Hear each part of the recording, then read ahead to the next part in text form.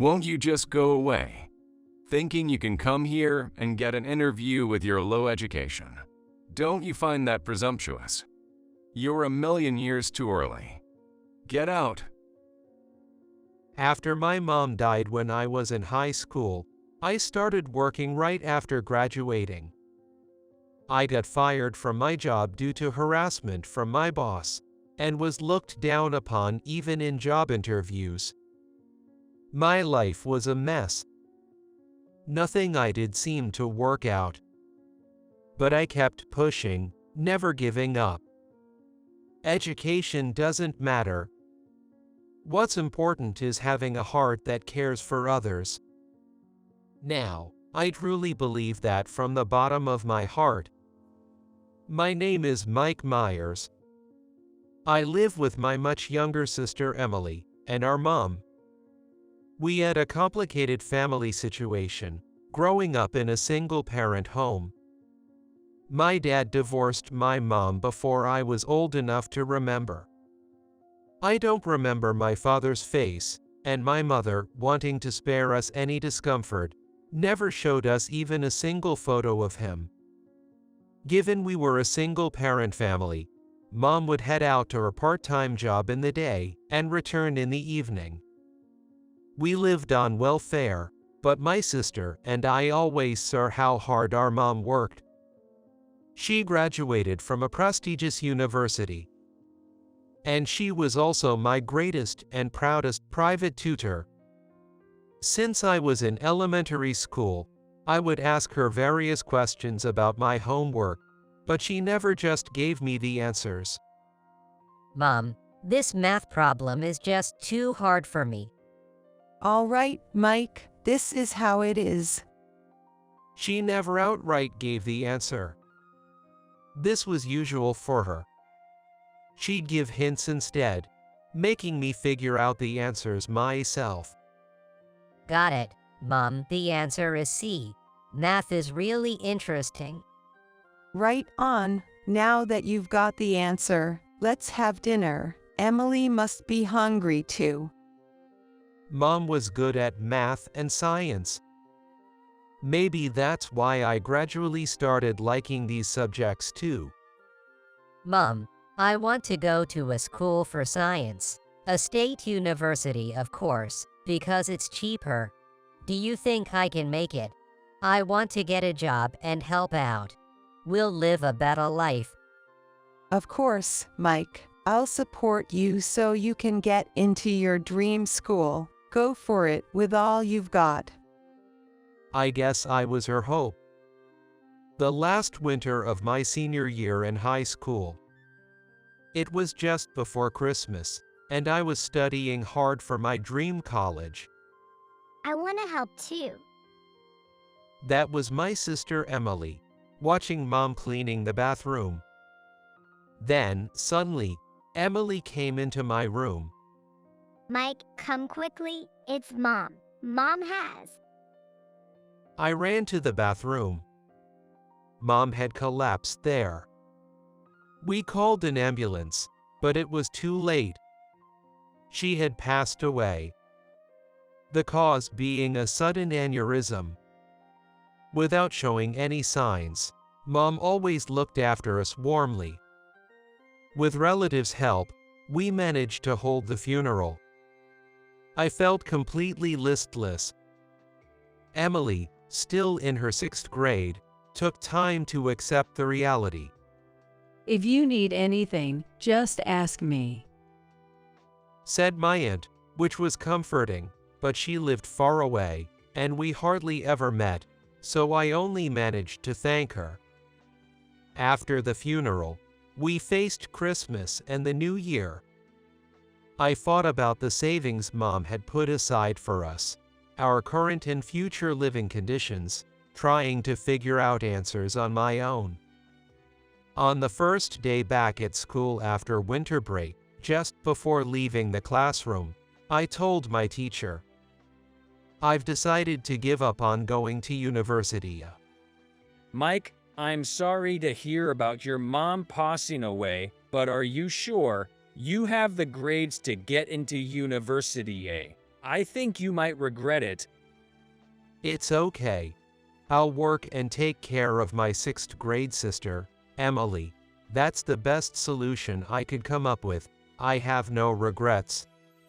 All right, I got it. I'll tell about this to the career advisor. They can help you. And remember, feel free to discuss anything, no matter how small. Thank you. After leaving the office, I ran to the back of the gym. Unable to stop my tears over the decision I had made. I came home with red, swollen eyes. Hut, what's that smell? Curry gravy. I'm home.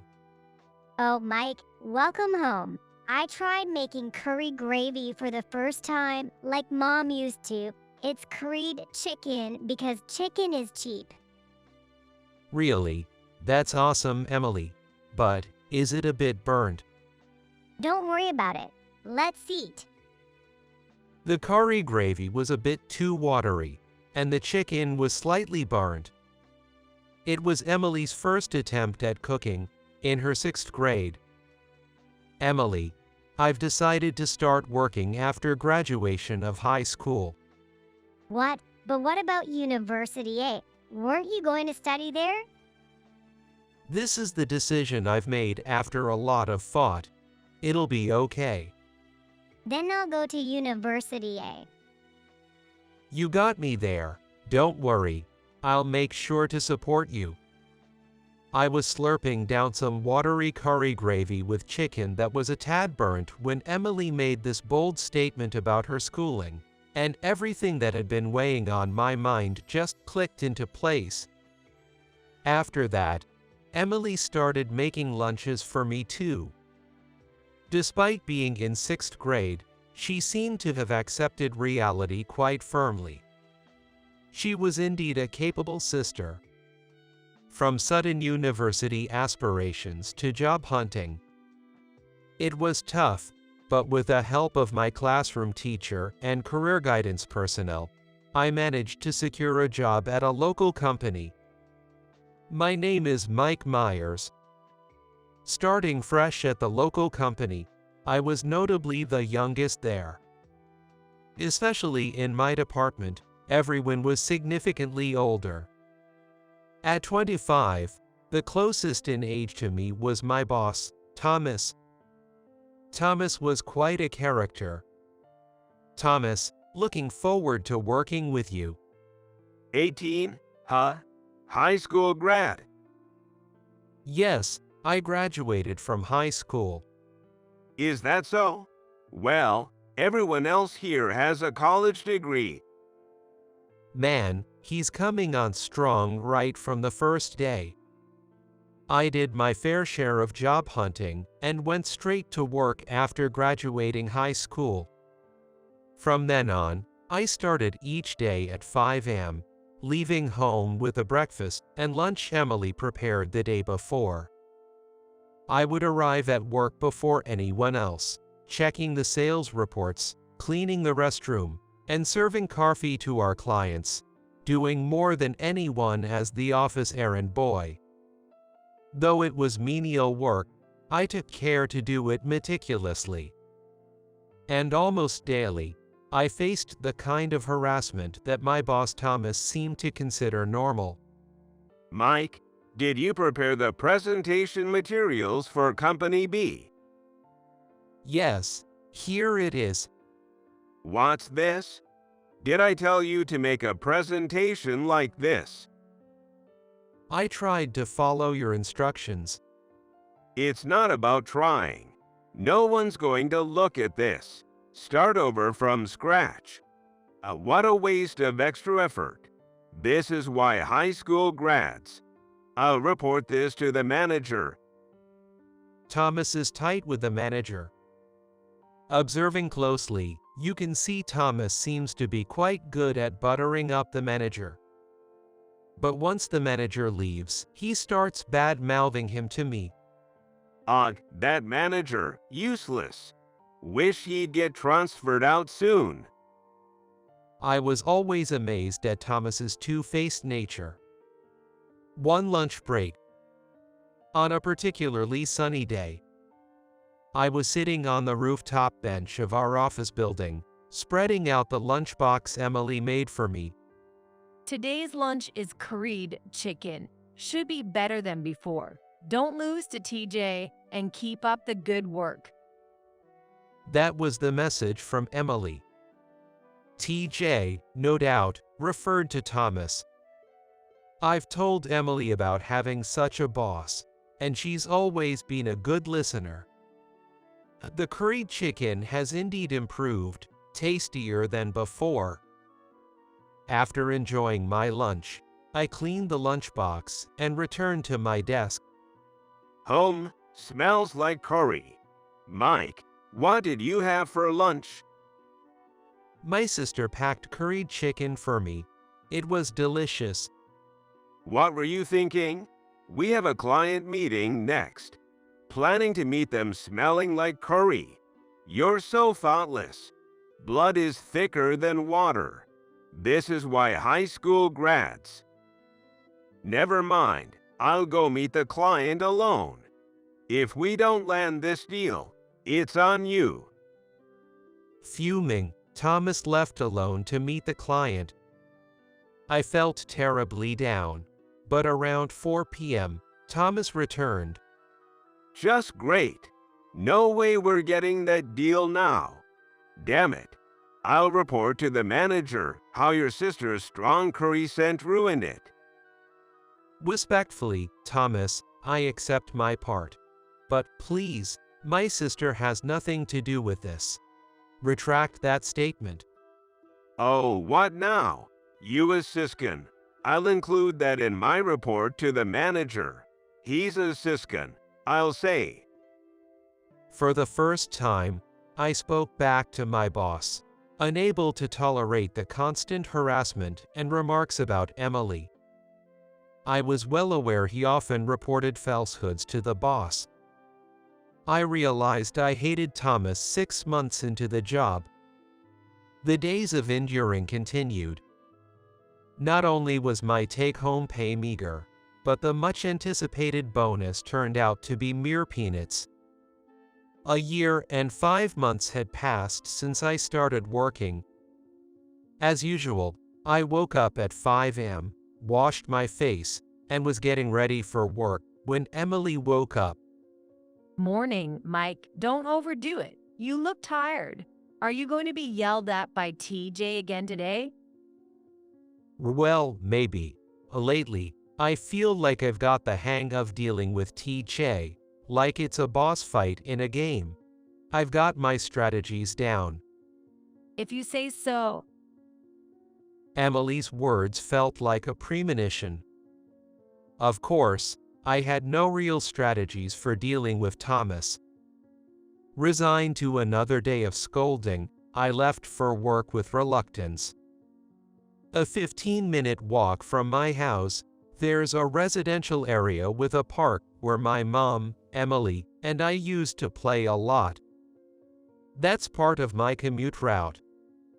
Sometimes in the morning, I sit on a park bench and think to myself. Then, I see an old lady on the bench suddenly fall forward.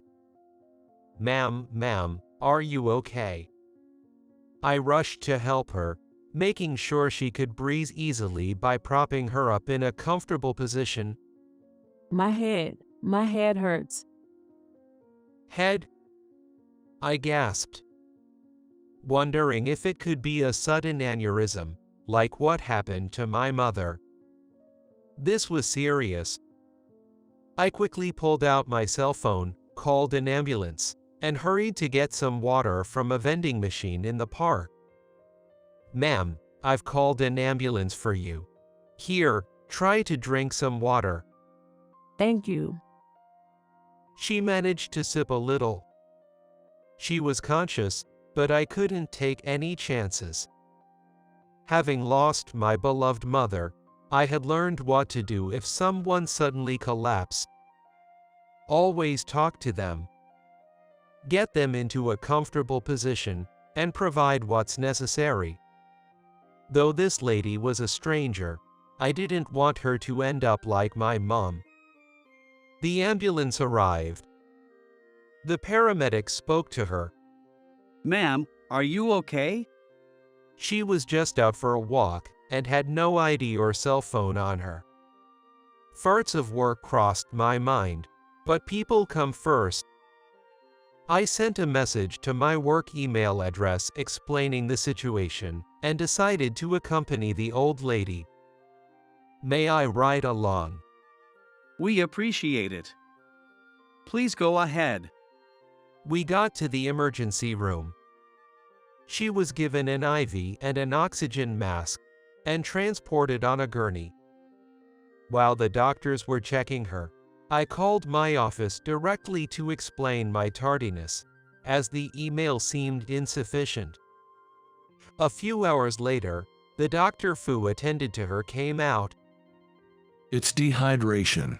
We've had a heat wave recently. She'll need to be hospitalized for 3 to 4 days, but she's conscious and stable now and can talk. I must thank you for calling the ambulance and accompanying her. That was brave. It's okay, I'm glad I could help. The lady wants to speak with you. Will you see her? I'll just check on her real quick and then head out. I visited the old lady in her room. Thank you, dear. You've probably added some time to this old lady's life. In your suit, you must be off to work. What's your name? Mike Myers. I'll remember that. Thank you, truly. I quickly took a taxi from the station near the park and rushed to the office. I arrived before noon at 11:40 a.m. Good morning.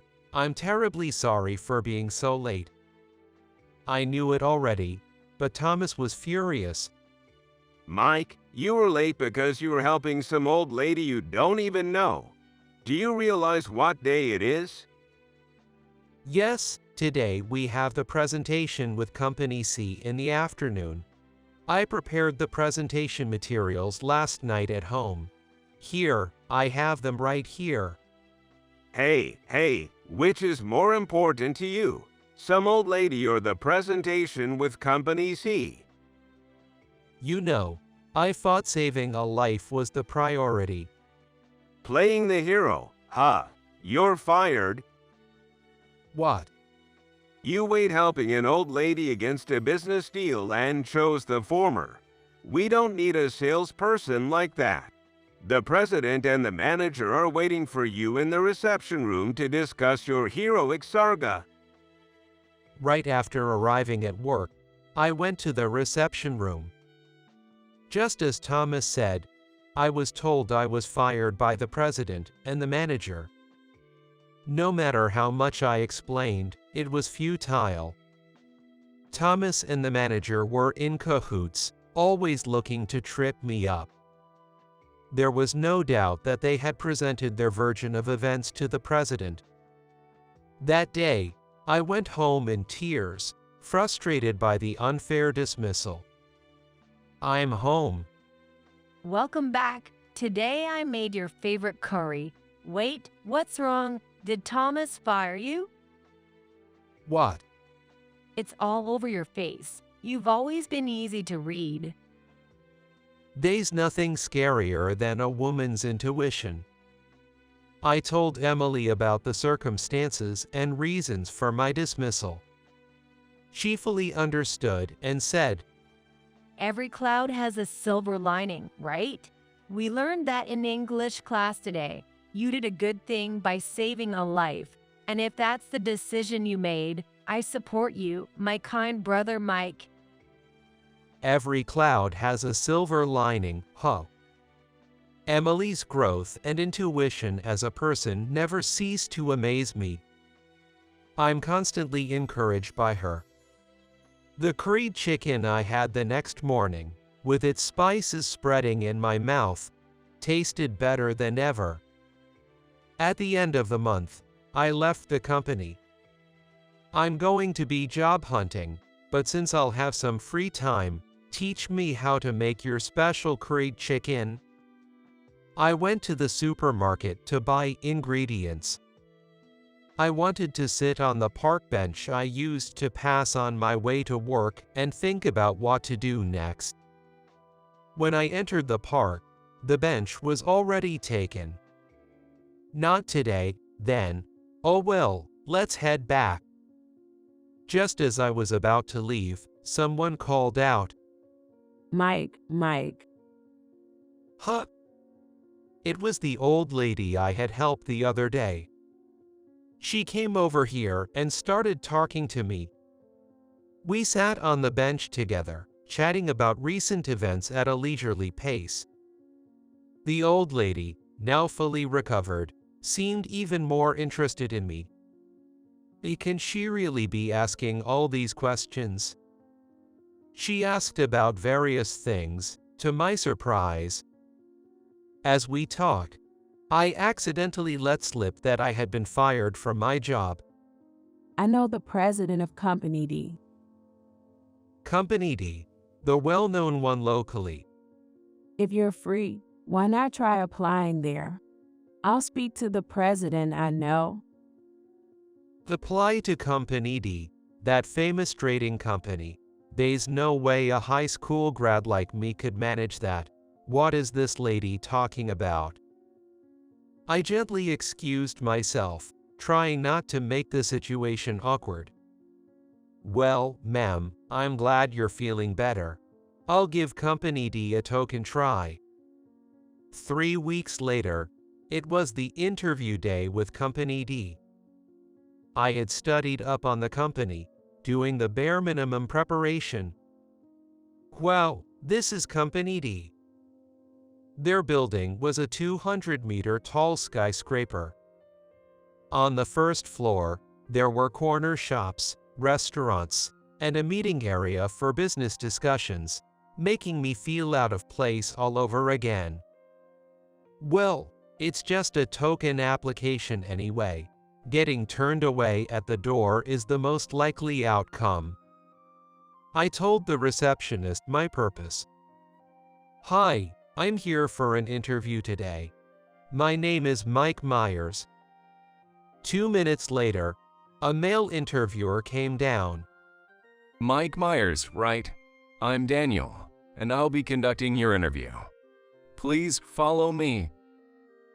We took the elevator to the meeting room. It was on the 10th floor. During the ride, Daniel made friendly small talk with me. Please have a seat here, and feel free to be ease. Thank you. It seemed he had already noticed how tense I was. May I take a look at your resume? Sure, it's nothing impressive, but please go ahead. Upon opening my resume, Daniel's expression seemed to fall. So, Mike, you entered the workforce right after high school. Yes, due to circumstances, I started working immediately. Well, it's tough for a high school grad here. I wonder if there's been some mistake. Did you see the corner shops on the first floor? Maybe you got the interviews mixed up, thinking it was for that. No, I'm certain it's an interview with your company. It's going to be difficult to get hired here. Do you understand your situation? I do. There are many high school grads who work admirably. Is a college degree always necessary? Tisk, so annoying. Daniel put the resume back in the envelope and handed it to me dismissively. Why don't you just leave? Do you think it's right for a low-educated fool like you to come here for an interview? Your century's too early. Get out. Just as I was being yelled at, the doorknob turned. Oh, ma'am. This was my first exclamation. The old lady I had helped was there in a suit, and another man stood beside her. Oh, Paul. How are you today? I heard you telling Mike here to leave. Seems like you're the one who should be leaving. Me. That's enough for today. Head out and cool off. From the conversation, I realized the man called Paul was the president of Company D. Paul, Grace, what's going on? I recommended Mike for the position. Was there a problem with that? No, not at all. Don't judge people by their education. What kind of person are you? Just leave. Daniel turned pale and left the room. Sorry for the surprise. You see, the acquaintance president is my husband. I want to thank you for helping my wife when she fell. The old lady continued. I had to say that, or you wouldn't have applied here. When we talked on the park bench, I hoped you would join us. We wanted someone like you. The old lady I had helped turned out to be the wife of the renowned president of Company D, and the HR director there herself, named Grace Walker. She had a keen eye for people. Our meeting with the president and HR director felt more like a casual chat than an interview. Every cloud has a silver lining. I was officially hired in the sales department of Company D. It felt like a dream. The company culture was entirely different, and the environment was much more comfortable for me. Sometimes I ran into Grace at the entrance. Mike, how's it going? Getting used to the job. Yes, Mrs. Walker. I'm enjoying it and being myself. Hey, just call me Grace. 5 years passed. My income stabilized, and I could plan for the future. Emily was now in her senior year of high school.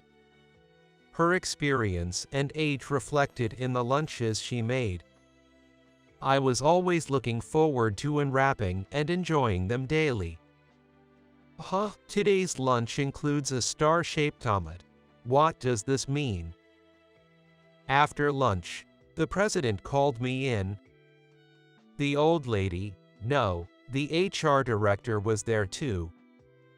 Mike, there's an upcoming presentation event with participation from small to large companies. How about you give it a try? Me. Your presentation skills have untapped potential. I threw in a good word for you with the president again. I'm sure you'll do great. Thank you, Mrs. Walker.